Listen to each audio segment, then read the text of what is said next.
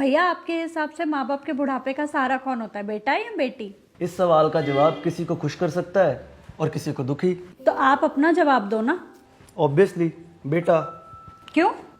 क्योंकि बेटा ही सारी उम्र माँ बाप के साथ रहता है, बेटा ही पैसे कमा के लाता है, परिवार को भी संभालता है। तो हुआ ना बेटा माँ बाप का असली सहारा। मम्मी आप बताओ। मेरे हिसाब से तो तेरा भाई ठीक कह रहा है। बेटा ही बुढ़ापे में माँ बाप की लाठी होता है। बेटियां तो शादी के बाद पराई हो जाती हैं, और बेटा ही तो होता है जो बुढ़ापे में माँ बाप का ध्यान रखता है। भाभी अब आपकी बारी, आप बताओ आप क्या सोचती है इस बारे में? मुझे तो लगता है कि बेटी होती है। और आपको ऐसा क्यों लगता है? क्योंकि बेटियां समझदार होती हैं, माँ और बाप दोनों की फीलिंग समझती है, और लाडली होने की वजह से वो माँ बाप का सहारा भी बन जाती है। तो मेरे हिसाब से तो लड़की। सेम पिंच भाभी, मुझे भी ऐसा ही लगता है कि माँ बाप के बुढ़ापे का सहारा बेटियां बनती हैं। पापा अब आपकी बारी। 2 वोट बेटे को है और 2 वोट बेटी को। अब आपका वोट डिसाइड करेगा कि आप किसको जिताते हो। बेटा मेरे हिसाब से ना तो बेटा बुढ़ापे का सहारा होता है और ना ही बेटी। बुढ़ापे का असली सहारा होता है बहू। अरे तुम लोग मुझे ऐसे क्या देख रहे हो? मैं बिल्कुल ठीक कह रहा हूं। हम लोग बचपन से यही तो सुनते आए हैं, बेटा बुढ़ापे की लाठी होता है, बेटी अपने पापा का जिगर होती है। लेकिन जिंदगी की जब असली सच्चाई सामने आती है तब पता लगता है कि बुढ़ापे में जो सबसे ज्यादा साथ निभाता है वो बहू होती है।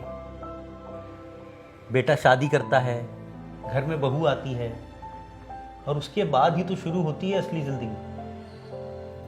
रोजमर्रा की छोटी छोटी जिम्मेदारियां, सास ससुर की छोटी छोटी जरूरतों को वही तो ध्यान में रखती है, और वहीं से बहू बुढ़ापे का सहारा बनने लगती है।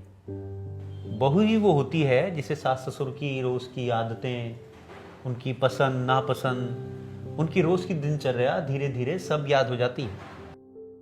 जिसे पता होता है कि सासू माँ को कब कड़क चाय देनी है, कब कब ससुर जी को दवाई देनी है। सुनने में ये छोटी छोटी बातें चाहे बहुत मामूली लगती हों, लेकिन सास ससुर के लिए ये बातें बहुत अहमियत रखती हैं। जब सास ससुर कभी बीमार पड़ जाएं तो बहू अपने 10 काम छोड़कर उनकी सेवा में लग जाती है।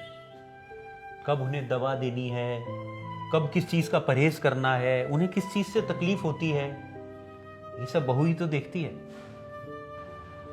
और दूसरी तरफ अगर बहू बीमार पड़ जाए तो सारे घर की रफ्तार थम जाती है।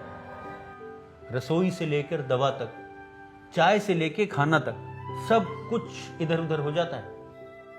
बेटा अगर कुछ दिन के लिए घर से बाहर चला जाए तो घर में कुछ खास फर्क नहीं पड़ता, लेकिन अगर 2 दिन के लिए बहू बीमार पड़ जाए तो सारा घर तितर बितर हो जाता है।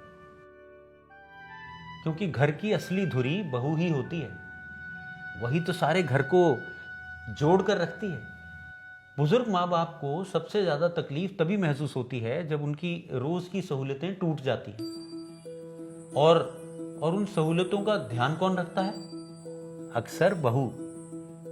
बेटे के पास प्यार बहुत होता है, उसकी नीयत भी ठीक होती है, लेकिन हर आदत, हर जरूरत, हर परेशानियों का हल निकालने की जो कला बहू के पास होती है ना, वो सबसे अच्छी है। इसलिए कई बार बहू बिना कहे ही उनकी जरूरत समझ लेती है। मैंने अपनी जिंदगी में ऐसी कई बहुओं को देखा है जिन्होंने अपने सास ससुर की सेवा फर्ज समझकर नहीं, दिल से की है।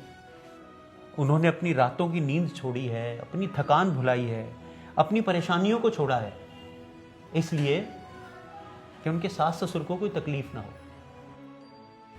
इसलिए बेटा, बुढ़ापे का असली सहारा तो बहू ही होती है।